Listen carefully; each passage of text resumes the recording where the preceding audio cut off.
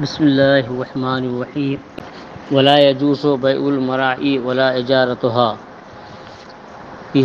چراگاہ کی بیع جائز نہیں اور نہ اسے کرایہ پر دینا۔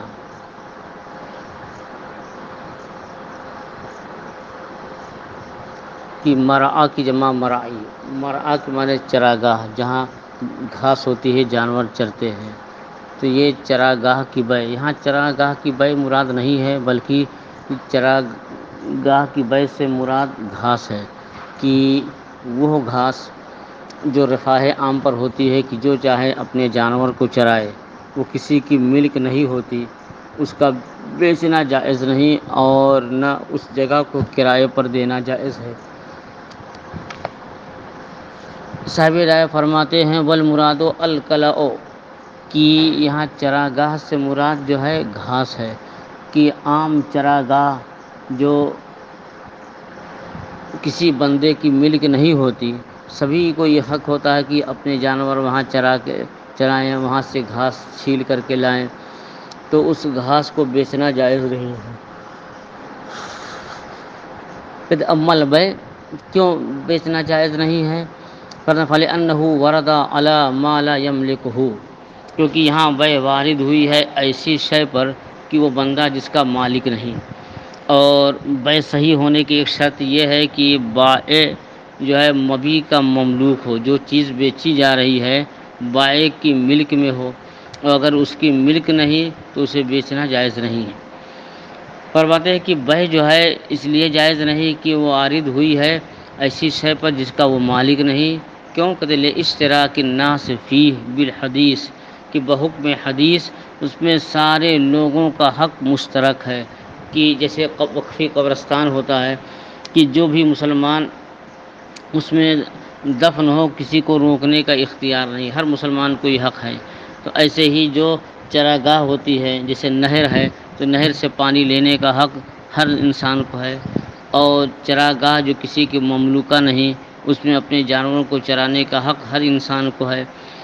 کہ اشتراک الناس فیہ ہے کہ لوگوں کی اس میں شراکت ہے، لوگ اس میں مشترک ہیں، سب کو فائدہ حاصل کرنے کی اجازت ہے بحکم حدیث۔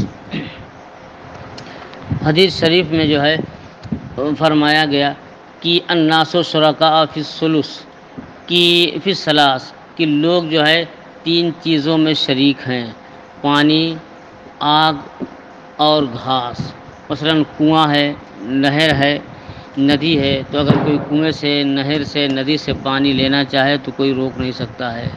ایسے ہی جو گھاس کسی کی مملوک نہیں، کہ اس گھاس کو چرانے میں سبھی انسان کا حق ہے۔ ہاں، کہ کچھ گھاس ایسی ہوتی ہیں جو اپنی زمین میں اگائی جاتی ہیں، جس کو جرسی گھاس کہتے ہیں، کہ یہ بہت تیز اگتی ہیں، تو اس میں گھاس کا بیج ڈالا جاتا ہے اور اس کی تجارت مقصود ہوتی ہے، اس کو اگاتے ہیں، پھر کاٹتے ہیں، بیچتے ہیں، بہت تیزی وہ تیار ہوتی ہے، پھر وہ اگے گی، پھر اس کو کاٹیں گے، پھر بیچیں گے۔ تو یہ جو کوئی اپنی مملوکہ زمین میں اس گھاس کو لگائے تو ظاہر ہے کہ اس گھاس کا وہ مالک ہے، چاہے وہ بیچے چاہے وہ خود اپنے جانوروں کو چرائے۔ وہ اما الاجارہ، لیکن اجارہ کیوں جائز نہیں؟ اخلاق اجارہ کہتے ہیں کہ کسی مملوک چیز کو جو ہے باقی رکھتے ہوئے اس سے انتفاع کا حق دینا اجرت پر۔ کیسے؟ کہ مثلا ہمارا گھوڑا ہے، ہم اپنا گھوڑا کسی دوسرے کو دے دیں کہ اس کو استعمال کرنے کے لیے، یا گاڑی ہے تو گاڑی کو دے دیا کہ اس سے فائدہ حاصل کرنے کے لیے۔ تو اجارہ عین شے پر نہیں ہوتا ہے، شے کے نفع پر ہوتا ہے۔ گاڑی دے دیا، کہا کہ یہ گاڑی ہم دن بھر اس کو چلائیں گے اور شام کو 1000 روپیہ آپ کو دے دیں گے، یہ بہت مثال ہے۔ تو گاڑی تو باقی ہی رہے گی، گاڑی سے جو نفع ہے اس نفع کا یہ عوض ہوتا ہے، اور عین شے کو ہلاک کرنا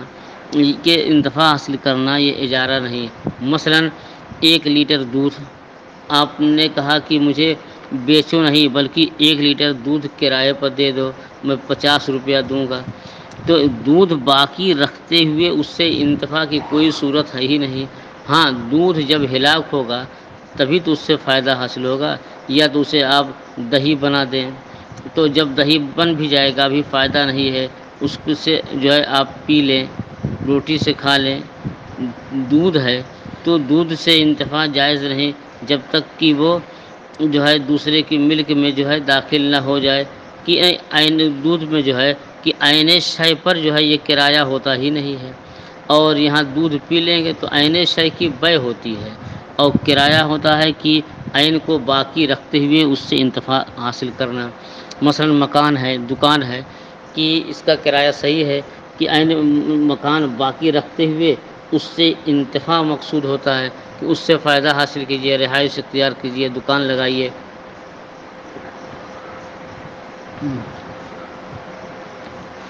تو اب گھاس کہ بھائی اس لیے جائز نہیں کہ وہ گھاس کسی ایک انسان کی ملک نہیں، اس پر سبھی کا برابر کا حق ہے، اور کرائے پر دینا اس لیے جائز نہیں کہ گھاس سے فائدہ کی یہی صورت ہے کہ جانور کھا لیں، اس کو چر لیں، اور عین شے کو ہلاک کرنا یہ کرایہ نہیں بلکہ عین شے کو باقی رکھتے ہوئے اس سے انتفاع حاصل کرنا یہ کرایہ ہوتا۔ اکمل اجارہ، لیکن اجارہ فَلِأَنَّهَا عُقِدَتْ عَلَىٰ اسْتِهْلَاكِ عَيْنٍ مُبَاحٍ، تو یہاں اجارہ اس لیے جائز نہیں ہے کیونکہ اس کا عقد ہوا ہے عین مباح کے ہلاک کرنے پر۔ وَلَوْ عُقِدَتْ عَلَىٰ اسْتِهْلَاكِ عَيْنٍ مَمْلُوكٍ بِأَنْ اسْتَأْجَرَ بَقَرَةً لِيَشْرَبَ لَبَنَهَا لَا يَجُوزُ، کہتے ہیں اور اگر اجارہ منعقد ہو عین مملوک کے ہلاک کرنے پر، بئی طور کی کوئی گائے کرائے پر لے لے، اجارے پر لے لے دودھ پینے کے لیے، تو یہ جائز نہیں ہے۔ تو دیکھیں گائے آپ کی ملک ہے، اور اگر کوئی کہے کہ آپ اپنی گائے دے دیں، 1 مہینے کے لیے ہم 100 روپیہ مہینہ، 100 روپیہ یومیہ یا 50 روپیہ یومیہ دیتے رہیں گے، اسے کھلائیں گے پلائیں گے، اور جو بھی دودھ ہوگا ہم دودھ خود استعمال کریں گے، تو یہ جائز نہیں ہے۔ تو اس لیے کہ عین شے کے ہلاک کے بعد ہی اس سے انتفاع ہوگا۔ تو جب مملوکہ شے میں جو ہے عین شے پر، عین شے کو کے استہلاک پر اجارہ جائز نہیں، تو جو مباح ہو تو اس میں عین شے کے استہلاک پر اجارہ کیوں کر درست ہوگا۔ وہذا اولا، تو اب پر بات ہے کہ جب وہ مملوک شے کے استہلاک پر اجارہ جائز نہیں، مثلا کسی نے گائے کو اجارے پر لیا تاکہ اس کا دودھ پیے تو لا یجوز، تو یہ جائز نہیں۔ فہذا اولا، تو جو مملوک نہیں ہے اور ایک مباح ہے تو اس کے استہلاک پر کرایہ جو ہے کرایہ مقرر کرنا یہ بدرجہ اولا جائز نہیں ہے۔ ولا یجوز بیع النحل، اور شہد کی مکھی کی بیع جائز نہیں، شہد کی مکھی اگر خرید لے تو یہ جائز نہیں ہے۔ امام اعظم رحمۃ اللہ علیہ کے ہاں اور امام ابو یوسف رحمۃ اللہ علیہ کے ہاں۔ وقال محمد یجوز، امام محمد رحمۃ اللہ علیہ فرماتے ہیں کہ جائز ہے اذا کان محرزا، جب کہ یہ جمع ہو۔ آج کل جو ہے جیسے نرسری ہوتی ہیں تو ایسے شہد کے لیے بھی شہد کی مکھیاں پالتے ہیں، اور ایک بکس ہوتا ہے، اسی بکس میں جو ہے مکھیاں بند رہتی ہیں، پھر کھلتی بھی ہیں، جاتی ہیں، رس چوس کر کے لاتی ہیں، شہد بناتی ہیں۔ یہ آبادی کے کنارے کہیں جو ہے اپنے کھیت میں باغ میں جو ہے یہ اس کی نرسری بن گئی ہے۔ تو اب یہ سوال ہوا کہ مکھیاں خریدنا جائز ہے یا نہیں، تو حضرات شیخین کے نزدیک مکھیاں خریدنا جائز نہیں۔ کیوں جائز نہیں؟ کیونکہ یہ حشرات الارض سے زمین کے کیڑے مکوڑے، اور کیڑے مکوڑوں کی بیع جائز نہیں۔ تو اصل قاعدہ یہ ہے کہ یہاں کیڑے مکوڑے کی بیع جائز نہ ہو، اور شہد کی مکھی کی بیع جائز نہیں، یہ امام اعظم اور امام ابو یوسف کے نزدیک ہے۔ وقال محمد یجوز، امام محمد نے فرمایا کہ جائز ہے اذا کان محرزا، جب کہ وہ جمع شدہ ہو، محفوظ ہو، وہ پلی ہوئی ہو۔ ہاں فضا میں اڑ رہی ہو مکھیاں تو ان کی بیع بالاتفاق ناجائز ہے، لیکن اگر مکھی پالی ہوئی ہو بکس میں جو رکھتے ہیں تو امام محمد کے ہاں یہ جائز ہے۔ وہو قول الشافعی، یہی حضرت امام شافعی رحمۃ اللہ علیہ کا بھی قول ہے کہ لأنہ حیوان منتفع بہ حقیقتاً و شرعاً، کیونکہ شہد کی مکھی ایسی جاندار ہے کہ جس سے انتفاع ہوتا ہے حقیقتاً بھی اور شرعاً بھی کہ حیوان کی بے جائز، تو ایسے ہی شہد کی مکھی جو ہے یہ بھی ایک جاندار ہے، تو اس کی بے حقیقتاً بھی جائز ہے اور شرعاً بھی جائز ہے۔ شرعاً اس لیے کہ شریعت نے جو ہے میں اس سے منع وارد نہیں ہے، کوئی نص وارد نہیں ہے شہد کی مکھی کے بارے میں۔ فیجوز و بیعہ، تو اس کا بیچنا جائز۔ وہ ان کانا لا یوکل، اب اشباہ ہوتا ہے کہ اس کی بے جائز کیسے ہے، کہ جب شہد کی مکھی کا کھانا جائز نہیں تو جس کا کھانا جائز نہیں اس کا بیچنا بھی جائز نہیں۔ تو اب دیکھیے کہ میں ناشتہ کر کے آیا ہوں، تو اب جو ہے فرماتے ہیں کہ یہ حقیقت کی جو چیز جائز ہے، کہ جس کا کھانا جائز ہے اس کی بے بھی جائز ہے، اور جو چیز کھانا جائز نہیں تو اس کی بے ناجائز ہونی چاہیے۔ تو شہد کی مکھی کی بے ناجائز اس لیے کہ شہد کی مکھی کھائی نہیں جاتی ہے، اس کا جواب دے رہے ہیں۔ فیجوز و بیعہ، تو شہد کی مکھی کا بیچنا جائز اگرچہ وہ کھائی نہیں جاتی۔ کل بغل والحمار، جیسے کہ کھچر اور گدھا کی اس کی بے بلا شبہ جائز ہے، اگرچہ یہ کھائی جو ہے نہ کھچر کھایا جائے نہ گدھا کھایا جائے۔ تو بے کے حلال ہونے کے لیے ضروری نہیں ہے کہ وہ چیز معقول اللحم بھی ہو، جیسے مٹی ہے تو مٹی کی بے جائز ہے، لوگ مٹی لیتے ہیں مکان میں ڈلوانے کے لیے، تو مٹی کی بے جائز، لیکن مٹی کھانا جائز نہیں۔ تو بہت سی چیزیں ہیں کہ جن کی بے جائز ہے لیکن ان کا کھانا ناجائز۔ ولہما، حضرات شیخین کی دلیل کہ انہو من الحوام، حامہ کی جمع کیا ہے؟ حوام، کی شہد کی مکھی یہ کیڑے سے، حشرات الارض سے ہے، یہ کیڑا ہے، فلا یجوز بیعہ، تو اب اس کا بیچنا جائز نہیں۔ تو کالزنابیر، جیسے کہ کیا ہے کہ بھیڑ ہے، جیسے کہ آپ ہڈا دیکھتے ہوں گے کہ جو پیلے کلر بھی ہوتے ہیں لال بھی ہوتے ہیں، بڑا والا جو ہے عموماً مٹھائی پر بیٹھتے ہیں، تو اس کی بے جائز نہیں ہے۔ کہ ویجوز، ہاں کہ والانتفاع بما یخرجہ منہ لا بعینہ، اور انہوں نے امام شاہ محمد نے یہ کہا کہ یہ حیوان ہے منتفع بھی، کہ اس سے انتفاع ہوتا ہے، تو اس کا جواب دے رہے ہیں کہ عین مکھی سے انتفاع نہیں، باقی مکھی سے جو چیز نکلتی یعنی شہد، اس سے انتفاع جائز ہے۔ والانتفاع بما یخرج منہ، اور انتفاع اس چیز سے ہے جو اس سے نکلتی ہے، اور لا بعینہ، بعینہ جو ہے مکھی سے نہیں، ولا یکون منتفعا بہ، تو نفس مکھی یہ منتفع بہ نہیں ہے۔ قیلا، اللہ قبل خروج، اس سے شہد کے نکلنے سے پہلے جو ہے وہ قابل انتفاع نہیں۔ حتی لو باء کوارۃ فیہا اصل، یہاں تک کہ اگر کسی نے شہد کا چھتا بیچا اور جس میں شہد ہے، بما فیہا من النحل، اور اس میں جو مکھیاں ہیں ان مکھیوں کے ساتھ بیچا، یعنی چھتے میں شہد اور اس میں مکھی، تو اگر کسی نے چھتا بیچ دیا شہد اور مکھی کے ساتھ، تو اب یہ بے جائز ہے۔ تو صبح یہ ہوتا ہے کہ کیسے جائز ہے، کہ اس چھتے میں بھی تو مکھیاں ہوتی ہیں، یہ جو شہد لیتے ہیں اس میں بھی تو مکھیاں رہتی ہیں، تو مطلقاً شہد کی بے ناجائز ہونی چاہیے۔ تو اب فرماتے ہیں کہ اگر کسی نے چھتا بیچا، شہد کا چھتا بیچا جس میں شہد بھی ہے اور اس میں مکھیاں بھی ہیں، تو یہ مکھیوں کی بے جائز ہے، یہ طبعاً لہو، شہد کے تابع ہو کر کے، وہاں اصالتاً مکھی کی بے نہیں ہے، اصالتاً شہد کی بے ہے۔ ہاں اب اس کے ساتھ جو ہے وہ موم وغیرہ بھی ہے اور کچھ مکھیاں بھی ہیں۔ کذا ذکرہ الکرخی، ایسا ہی امام کرخی رحمۃ اللہ علیہ نے ذکر کیا ہے۔ ولا یجوز بیع دود القز عند ابی حنیفہ،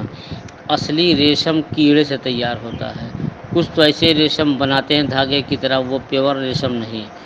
تو اب دھاگا بنتا کیسے ہے؟ یہ کیڑے کی مدد سے، وہ لوگ پالتے ہیں، جیسے شہد کی مکھیاں پالی جاتی ہیں، وہ بھی جو ہے ویسے یہ لوگ جو ہے کہ جو ہے ریشم کے کیڑے، ہاں ریشم بنانے کے لیے اب اس کا کیڑا خریدتے ہیں، اور کیڑے سے جو ہے یہ ریشم نکلتا ہے، تو اب اس ریشم کے کیڑے کی بے جائز ہے یا نہیں؟ تو جواب دیتے ہیں کہ امام اعظم رحمۃ اللہ علیہ کے نزدیک ناجائز، کیونکہ وہی دلیل اوپر مذکور ہوئی کہ وہ کیڑا ہے، اور کیڑا جو ہے خریدنا بیچنا جائز نہیں۔ اور امام محمد رحمۃ اللہ علیہ فرماتے ہیں چونکہ وہ قابل انتفاع ہے تو ان کی دلیل کا معیار کیا ہے؟ قابل انتفاع. تو کھچر قابل انتفاع ہے، گدھا قابل انتفاع ہے، ویسے ہی یہ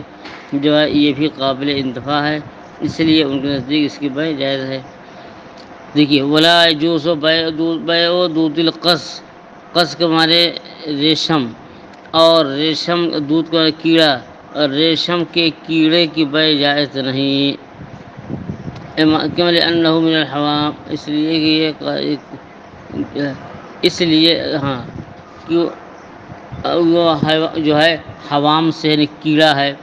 عند ابی یوسف، امام ابو یوسف کے نزدیک یہ جائز ہے. اذا ظہر فیہ القص، جب کہ اس میں ریشم بن چکا ہو، تو ریشم ظاہر ہو رہا ہو تو اس کی بیع جائز ہے، تبعا لہو، ریشم کے جو ہے تابع ہو کر کے. وعند محمد یجوز، اور امام محمد رحمۃ اللہ علیہ کے نزدیک ریشم کے کیڑے کی بیع جائز ہے، کیف ما کان، کیسے بھی ہو، لکونہ منتفعا بہ، کیونکہ یہ منتفع بہ کہ اس سے فائدہ حاصل کیا جا سکتا ہے، کہ اگر فی الحال اس میں ریشم نہیں ہے تب بھی اس سے ریشم پیدا ہوگا، تو چاہے فی الحال ریشم موجود ہو یا موجود نہ ہو، دونوں صورتیں جائز ہیں.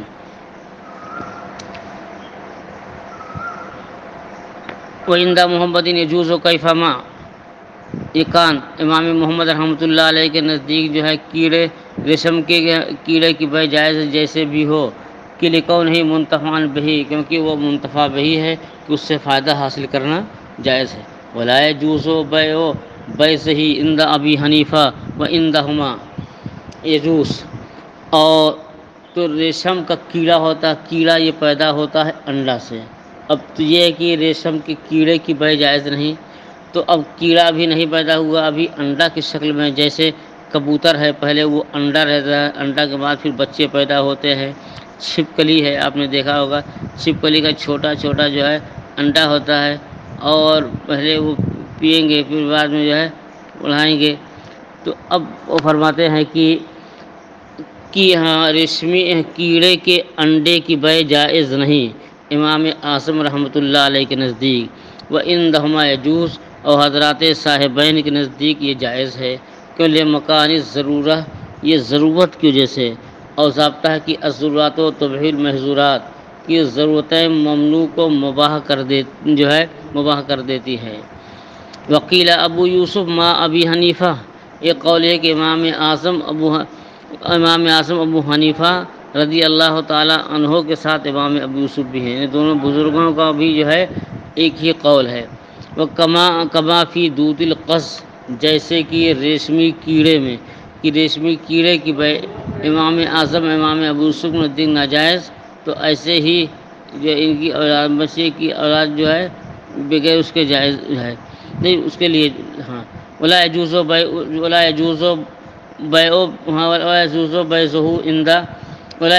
بیعہ بیضہ، اور ریشمی کیڑے کی جو ہے ریشمی کیڑے کے انڈے کی بیع جائز نہیں امام اعظم نزدیک، اور صاحبین کے نزدیک جائز ہے اس ضرورت کی وجہ سے. وقیل ابو یوسف ما ابی حنیفہ، یہ قول یہ ہے کہ امام ابو یوسف امام اعظم کے ساتھ ہیں، جیسے کہ ریشمی کیڑے کی بیع میں. والحمام اذا علم عددها، اور کبوتر کا انڈا جب کہ اس کی تعداد معلوم ہو، وہ امکن تسلیمها جاز بیعها، اور اس کی بیع جائز ہے.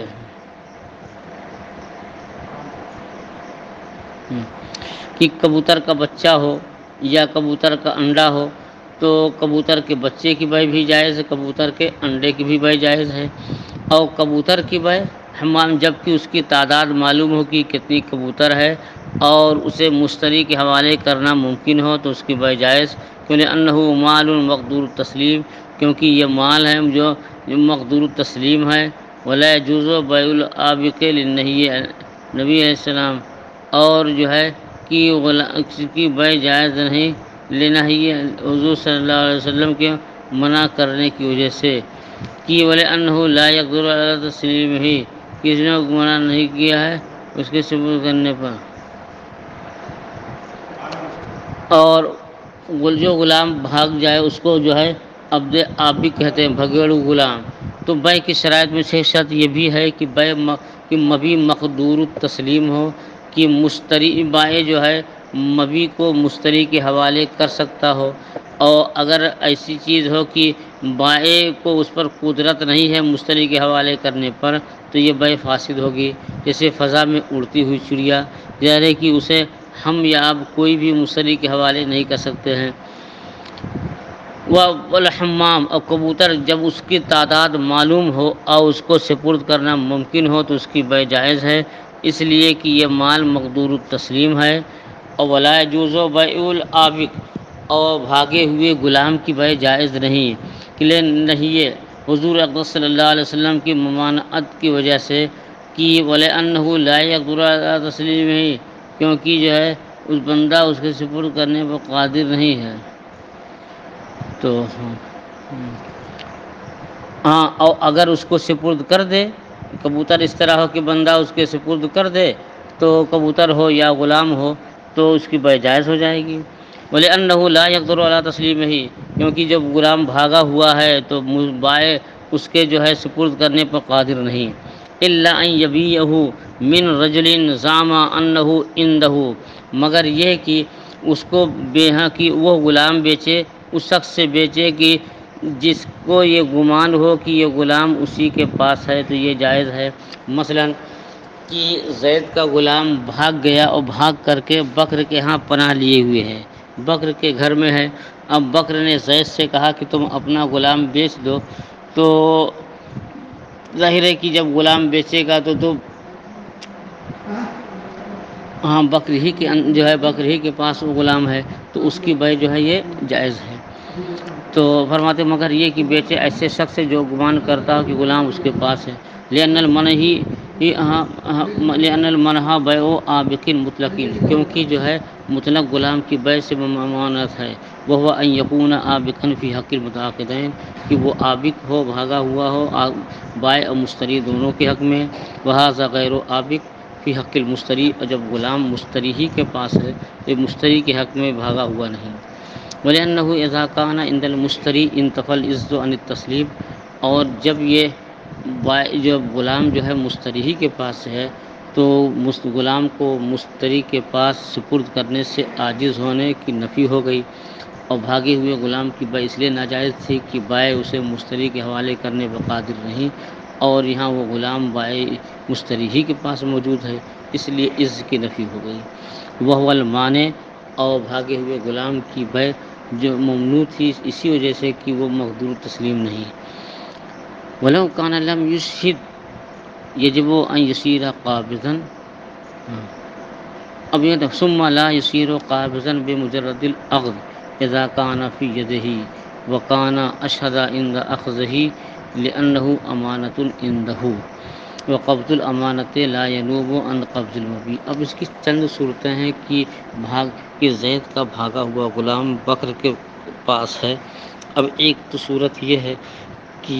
غلام بھاگا جا رہا تھا، بکر پہچان رہا تھا، تو بکر نے پکڑ لیا اور دو آدمیوں کو گواہ بنا لیا کہ یہ زید کا غلام بھاگا جا رہا تھا اور میں نے اسے پکڑ لیا ہے زید کے پاس واپس کر دوں گا، واپس کرنے کے لیے۔ تو اب یہ غلام جو پکڑے ہیں زید کے پاس واپس کرنے کے لیے، پھر زید کے پاس گیا اور کہا تمہارا غلام جو ہے میرے پاس ہے، تم اسے مجھے ہاتھ بیچ دو،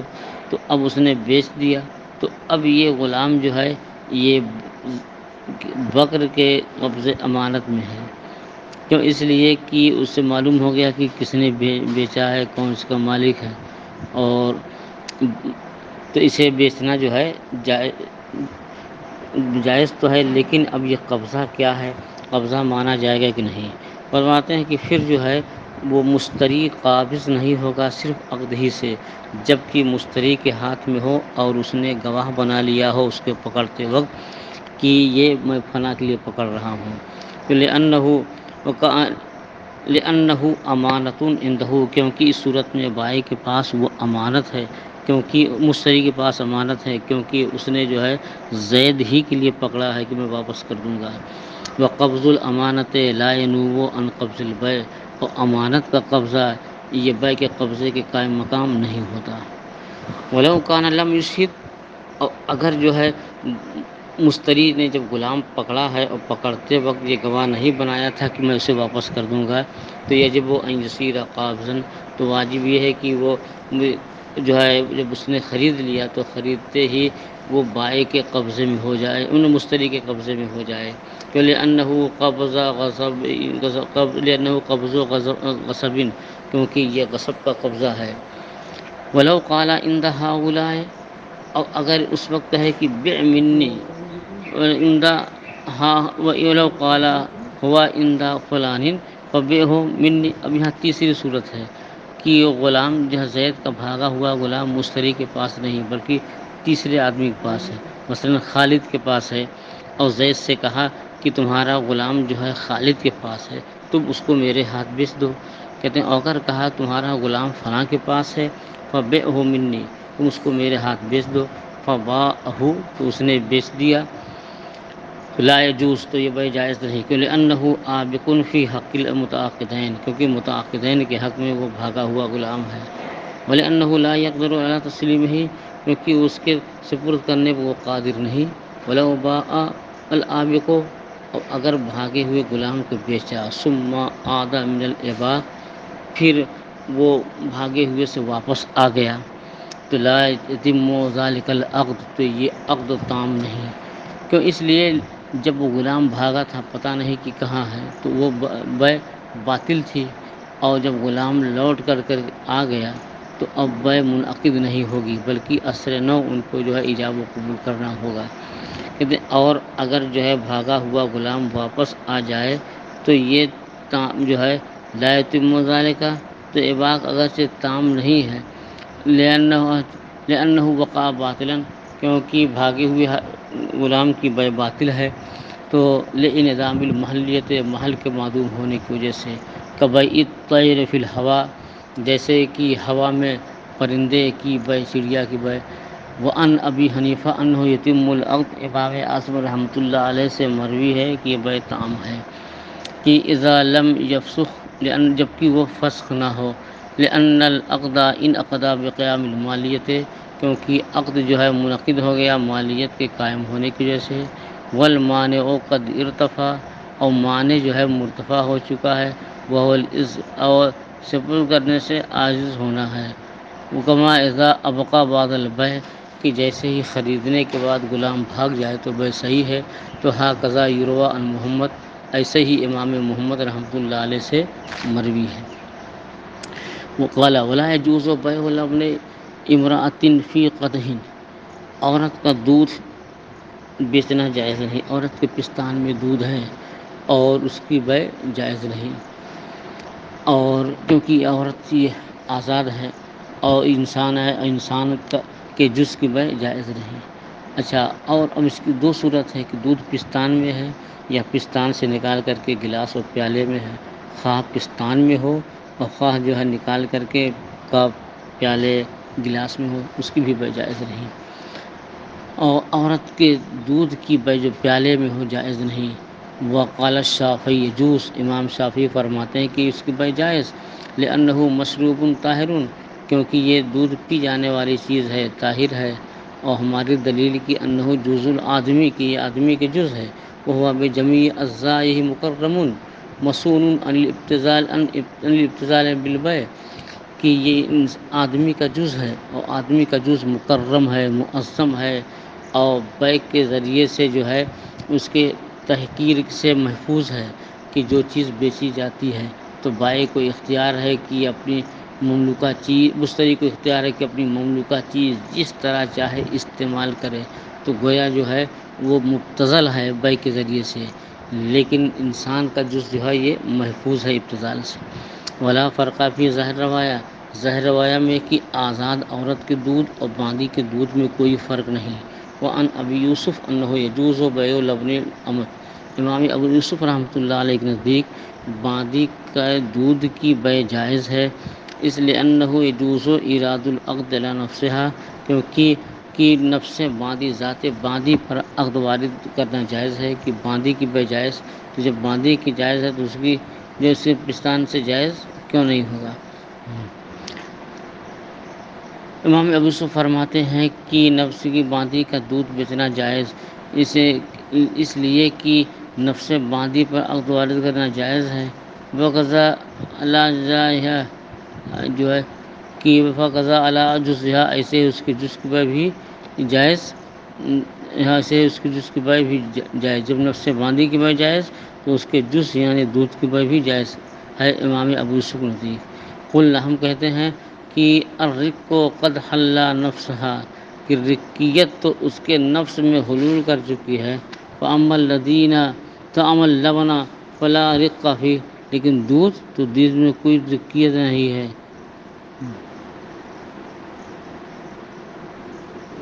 لیکن جو ہے فرماتے ہیں کہ ہم کہتے ہیں کہ جو ہے رقیت قد حلا نفسہا کی باندھی کے اندر جو ہے یہ رقیت تو حلول کیے ہے، لیکن دودھ میں کوئی رقیت نہیں، کیوں لأنہ یختص بمحل یتحقق فیہ القوۃ التی ہی ضدہ، کیونکہ رقیت خاص ہے اس محل سے جس میں قوت متحقق ہے،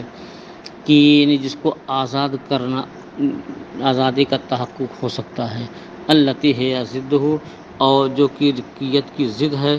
اور وہ ہے الحی اور وہ کیا ہے حیات ہے ہونا، تو رقیت کی اور ولا حیات فی اللبن اور دودھ میں حیات نہیں، یہ کہتے ہیں کہ رقیت جو ہے وہاں ہوگی کہ جو اس کی ضد یعنی آزادی کا تصور جہاں ممکن ہے، اور غلام اور دودھ ایسی چیز ہے کہ جو نہ اس کے اندر رقی حیات کا تصور ہے، نہ اس کے اندر جو ہے موت کا، نہ رقیت کا تصور، اس لیے دودھ کی بے جائز نہیں ہے، دودھ سے مراد کی عورت کی دودھ کی، اور ورنہ جانوروں کے دودھ تو جائز ہے۔